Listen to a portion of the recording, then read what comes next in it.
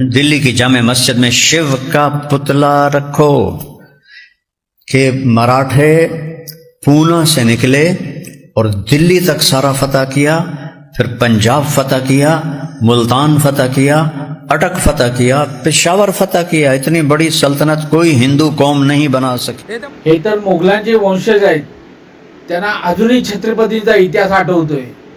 म्हणजे विचार करा त्यावेळी काय दहशत होती माझ्या राजाची, आणि आज त्या माझ्या राजाचा राज्याभिषेक सोहळा रायगडावर साजरा होणार आहे, तसंच माझ्या घरातही साजरा होणार आहे।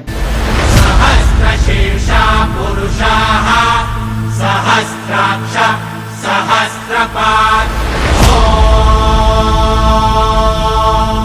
सभूमिं छत्रपती शिवाजी महाराज जय।